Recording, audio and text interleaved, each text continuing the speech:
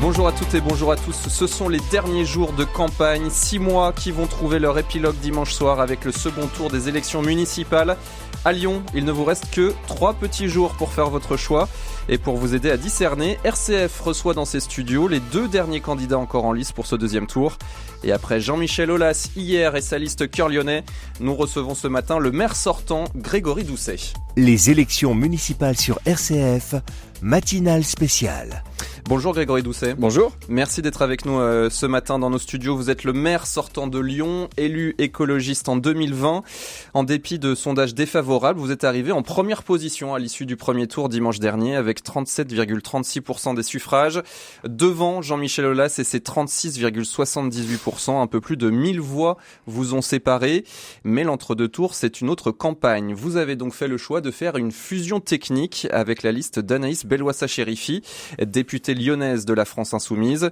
Vous avez intégré dans vos listes 9 candidats insoumis, mais LFI ne sera pas présent dans un futur exécutif en cas de réélection et ne siégera pas dans la majorité. Alors est-ce que vous pouvez nous expliquer, est-ce que c'est une alliance ou non? On ne comprend pas forcément la teneur de ce rapprochement politique. Mais ce matin, vous l'avez parfaitement expliqué, c'est une fusion technique qui nous permet de réunir nos candidats. Vous l'avez dit, nous intégrons un certain nombre de candidats, 9 en l'occurrence de la France Insoumise sur nos listes. Nous faisons donc un grand rassemblement de la gauche, de tous les partis de gauche. Pour autant, eh bien, le programme que nous avons présenté aux électeurs, le programme de l'Union de la gauche et des écologistes, du premier tour sera le même que celui du second tour. Ce sera celui qui sera mis en œuvre à partir du lundi 23 mars, tout simplement parce que eh bien, LFI ne siégera pas dans la majorité, ne participera pas à l'exécutif, et c'est bien le programme de l'Union de la gauche et des écologistes qui sera celui mis en œuvre sur les prochaines années. Mais pourquoi LFI vous a rejoint alors dans ce cas-là, s'il n'a pas demandé plus de choses à votre majorité? Tout simplement parce que, on va dire, il est de tradition lyonnaise que la gauche se réunisse au deuxième tour pour empêcher la droite d'accéder au pouvoir. Et puis là, aujourd'hui, ce que l'on constate, c'est que c'est pas n'importe quelle droite non plus qui ambitionne d'accéder au pouvoir à Lyon, puisque c'est une droite qui nous présente d'abord un projet du siècle dernier, assurément. Une droite aussi plutôt complaisante avec l'extrême droite, réactionnaire, rétrograde, je dirais même. Et de cette droite-là, je crois que celles et ceux qui se reconnaissent dans la gauche d'une manière générale, quelle que soit l'obédience, et personne n'en veut. Vous n'avez pas peur de faire fuir certains électeurs modérés à gauche, justement, pour qui la France Insoumise ferait figure de repoussoir? Certains doivent se poser la question à l'heure où on se parle. Certains doivent se dire, mais cette union ne pose-t-elle pas problème pour demain, pour la mise en œuvre des politiques publiques dont il a été question pendant cette campagne? Et la réponse, c'est non, puisque, je vous l'ai dit, et d'ailleurs vous l'avez très justement expliqué vous-même, le programme du premier tour, c'est le programme du deuxième tour. Et de ce fait, tout ce que nous avons pu évoquer, à savoir la priorité donnée au logement, avec la mise en place d'une garantie et d'une assurance habitation municipale, avec le doublement des investissements dans le logement social, avec bien sûr le maintien de l'encadrement des loyers. Tout ça sera maintenu, tout comme ce que nous avons annoncé sur la sécurité, avec une hausse des effectifs de la police municipale, la création d'une brigade anti-incivilité et la création de postes de police mobile. Juste pour terminer sur cette union, votre adversaire Jean-Michel Aulas a qualifié cet accord avec Anaïs Belloissa-Chérifi d'accord de la honte, une expression reprise par le CRIF régional, le Conseil représentatif des institutions juives de France d'Auvergne-Rhône-Alpes, dont la présidente s'émeut que cet accord électoral, je cite, engage une responsabilité morale et républicaine dès lors qu'il concerne une formation dont les ambiguïtés répétées face à l'antisémitisme ont suscité de légitimes interrogations dans le débat public. Qu'est-ce que vous répondez par exemple à la communauté juive ce matin? Je crois qu'il n'y a aucune ambiguïté de ma part. J'ai souvent eu l'occasion d'échanger d'abord avec des responsables du CRIF et je crois que tout au long de mon mandat, mon engagement contre l'antisémitisme a été total. Clairement et régulièrement répété, et je crois que là-dessus, chacun ici peut me faire confiance. Et donc il faut dissocier une formation politique de son leader, c'est ça, avec la France Insoumise finalement, moi, j'ai Jean-Luc Mélenchon et discuté, négocié avec Anaïs Belloissa-Chérifi, Et je ne crois pas, je ne suis pas ici sur votre antenne pour en être l'avocat, mais je ne crois pas un seul instant que l'on puisse la qualifier d'antisémite. Allez, venons-en à votre programme, Grégory Doucet. Vous insistez beaucoup sur la santé, un thème assez peu présent finalement dans cette campagne. Absolument. Vous souhaitez ouvrir une maison de santé par arrondissement au moins. Comment ça fonctionne exactement ? Pourquoi lancer ça pour un potentiel deuxième mandat et ne pas l'avoir fait déjà ? Alors nous l'avons déjà fait, figurez-vous, nous l'avons fait à plusieurs reprises sur ce premier mandat, mais tout en faisant le constat que ce n'était pas suffisant. Aujourd'hui, beaucoup trop de Lyonnaises et de Lyonnais n'ont pas de médecin traitant. Et donc, quand on est malade ou quand un membre de la famille, un enfant est malade, c'est tout de suite la panique. On est tout de suite très inquiet. Ça amène d'ailleurs beaucoup de gens à aller aux urgences parce que on ne prend pas contact avec son médecin traitant quand on n'en a pas. Aujourd'hui, vous avez beaucoup de professionnels qui veulent pouvoir exercer en collectif. Un ou plusieurs généralistes qui vont se mettre avec un cabinet infirmier, avec éventuellement des paramédicaux, un kiné, etc. C'est ça aujourd'hui que recherchent les professionnels. Mais donc ça veut dire que la mairie est propriétaire des murs, par exemple, Elle et peut que l'être. vous mettez à disposition ? Elle peut l'être, elle peut faciliter la création d'une maison de santé avec des bailleurs sociaux. Donc on a d'ores et déjà, sur le mandat qui se termine, commencé à travailler dans ce sens. Et nous voulons faciliter l'installation de maisons de santé, donc qui vont permettre à plusieurs professionnels d'exercer ensemble, de manière à ce que chacun, ici, dans cette ville, puisse avoir accès à des soins de qualité, en proximité, près de chez soi. Sur l'école, Jean-Michel Aulas propose les cantines gratuites, comme le proposait d'ailleurs Anaïs Bellois-Chérifi dans son programme. Vous avez fait le choix de proposer uniquement des fournitures scolaires gratuites. Pourquoi ce choix ? Pourquoi ne pas aller aussi loin que peuvent le proposer Jean-Michel Aulas et Anaïs Bellois-Chérifi ? Parce que c'est une demande des parents d'élèves. Notamment la FCPE, avec laquelle nous avons travaillé très en amont pour élaborer le programme, eh bien, réclame la gratuité des fournitures scolaires depuis très longtemps. Et c'est vrai que nous y étions presque, en fait, pour tout vous dire, à Lyon, puisque on n'a pas loin de 60 € attribués à chacun des élèves des écoles lyonnaises pour l'essentiel des fournitures. Il manque, à vrai dire, quelques centaines de milliers d'euros à l'échelle de la ville pour faire en sorte que les familles bénéficient d'une gratuité totale pour les fournitures. Donc nous le ferons. C'est une mesure qui va coûter entre 300 et 500 000 €. Donc vous voyez, à l'échelle du budget de la ville de Lyon, c'est tout à fait abordable. Ça va permettre deux choses. La première, c'est que tous les enfants auront les mêmes fournitures. Pour l'école républicaine, qui met l'égalité comme une de ses valeurs cardinales, eh bien voilà un beau projet. Et puis, pour les parents qui nous écoutent, savoir que au mois de juin ou au mois de septembre, la corvée des fournitures scolaires leur sera ôtée de leur charge mentale, je crois que c'est plutôt aussi un bénéfice. Ça concerne toutes les écoles du territoire lyonnais, c'est-à-dire y compris les écoles privées sous contrat, uniquement les écoles publiques. Ça concerne les écoles publiques. Ma responsabilité en tant que maire, elle se porte sur les écoles publiques, quand bien même mon attention, elle se porte aussi aux conditions qui sont offertes dans les écoles privées. Quand nous avons décidé au cours du mandat qui se termine de réaliser des rues aux enfants pour sécuriser les abords des écoles, nous l'avons fait devant des écoles publiques, évidemment, mais nous l'avons aussi fait devant des écoles privées. Les cantines gratuites, ça coûterait trop cher ? C'est surtout que ce n'est pas une mesure, de solidarité. Aujourd'hui, nous avons déjà des tarifs solidaires.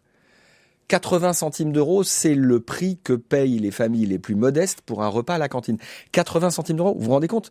Est-ce que vous arrivez à faire manger vos enfants pour 80 centimes d'euros par repas ? Non, c'est déjà un tarif très subventionné. À vrai dire, un repas à la cantine coûte à la collectivité 14 €. Donc vous voyez, 80 centimes d'euros, c'est vraiment très très peu. Or, les familles les plus aisées payent 7,30 €.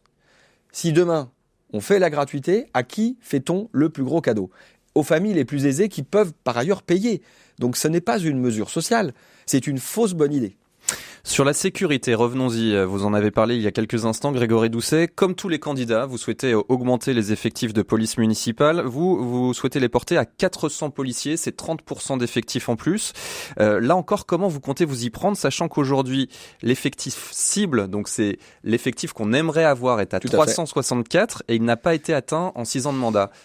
Qu'est-ce que vous comptez faire pour cette fois-ci y arriver? Les efforts que nous avons faits sur les dernières années pour augmenter notamment la rémunération des policiers municipaux, améliorer aussi leur équipement, leur formation, etc., portent leurs fruits depuis maintenant 2 ans.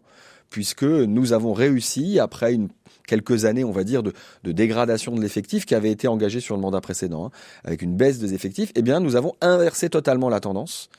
Pour ça, on a quand même mis 1 100 000 € sur la table pour augmenter les salaires des policiers municipaux. Et de ce fait, la ville de Lyon aujourd'hui est attractive pour celles et ceux qui veulent devenir policiers municipaux. Et eh bien, c'est vrai qu'aujourd'hui, on n'est qu'à 322 pour être précis, policiers municipaux à Lyon. Mais tous les mois, nous recrutons de nouveaux policiers. Donc, on n'atteindra pas les 364, vous avez raison, d'ici à la fin du mandat, mais on est sur une trajectoire d'augmentation tout à fait convenable, tout à fait satisfaisante. Et donc, je sais qu'on arrivera aux 400 et que c'est tout à fait réaliste. Mais en plus de cela, nous créerons aussi une brigade anti-incivilité, 50 agents publics qui seront en charge d'intervenir précisément sur les questions relatives au cadre de vie, c'est-à-dire le dépôt d'ordures sauvages, le tag, qui, pour certains habitants, sont des nuisances extrêmes. 0 caméra de vidéoprotection dans le 4e arrondissement. C'est un chiffre que les auditeurs ont peut-être découvert lors du débat sur BFM TV avec Jean-Michel Aulas. Qu'est-ce que vous répondez? Pourquoi il n'y a aucune caméra? C'est un chiffre qui peut étonner. D'abord, il n'y a aucune caméra fixe à date, à ce jour. Il arrive régulièrement que nous allions installer des caméras nomades. Par exemple, au moment de la vogue des marrons. Vous avez énormément de flux avec des gens qui viennent de partout, de la région, et donc il peut y avoir parfois un peu d'échauffourée. Donc on met des caméras nomades à ce moment-là. Donc il arrive que sur le 4e, on en installe. Vous savez, il n'y a pas... c'est pas inscrit dans le marbre. Il se trouve que le 4e arrondissement, c'est l'arrondissement où la délinquance est la plus faible à Lyon. Donc c'est la raison pour laquelle aujourd'hui on n'a pas priorisé cet arrondissement. Quand on décide d'installer des caméras, c'est vrai que si la délinquance est faible, mais le chiffre de 0 est quand même édifiant. Mais on priorise l'installation de caméras sur les territoires sur lesquels il y a le plus de délinquance, parce que c'est là où c'est le plus utile. Vous savez, une caméra, c'est quand même un coût pour la collectivité. Donc c'est un coût pour la collectivité, c'est un coût d'investissement, mais aussi de fonctionnement. Il y a aussi, il faut le savoir, des agents publics qui regardent les images 24 heures sur 24, qui transmettent les images à la police en direct, quand celle-ci, à la police nationale, quand celle-ci le demande, qui fournissent à la justice des extraits de vidéosurveillance quand il s'agit de confondre les auteurs.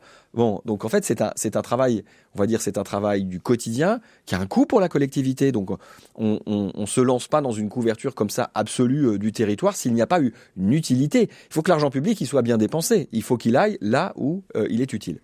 Votre adversaire Jean-Michel Aulas a su capter la colère d'une partie des commerçants à Lyon qui déplorent une perte d'attractivité, des travaux qui n'en finissent plus sans en être avertis au préalable, des fermetures de boutiques historiques en presqu'île.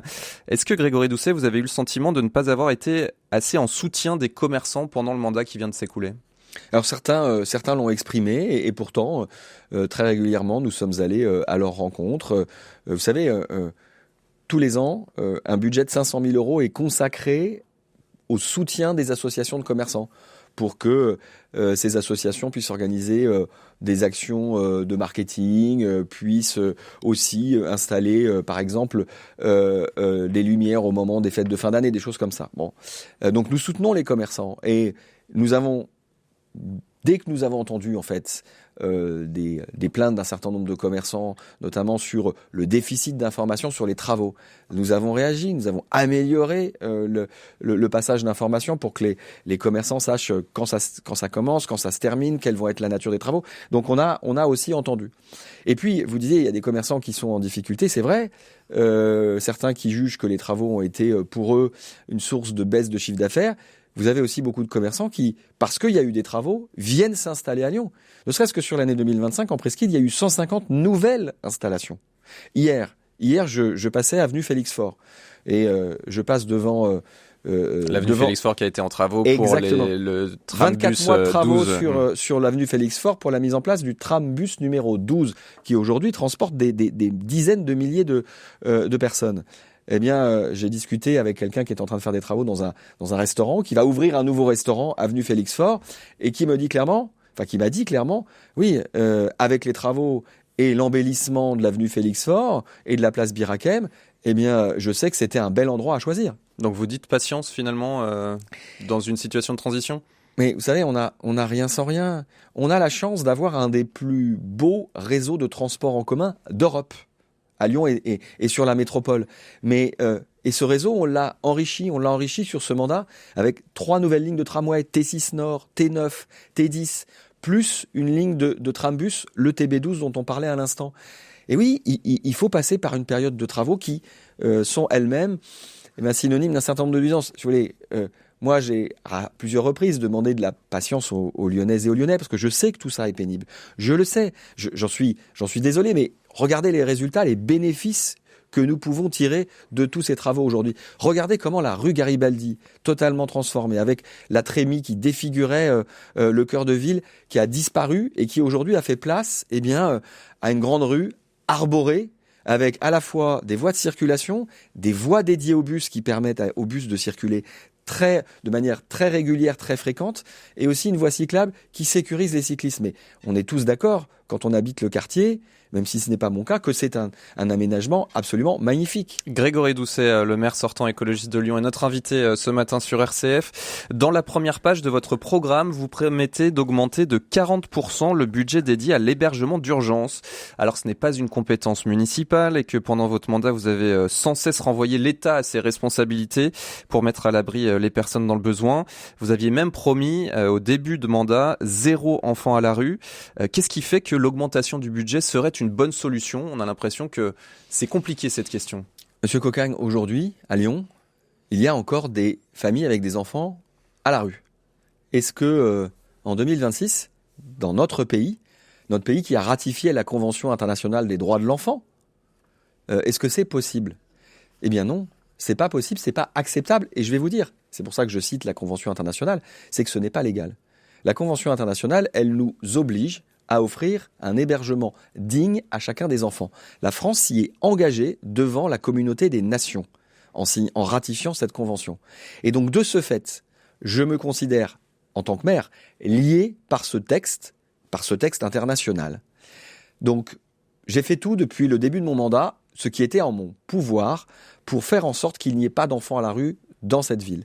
Ma première des responsabilités a été, vous l'avez dit, et je vous en remercie, a été de rappeler que c'est à l'État que revient la compétence d'hébergement d'urgence.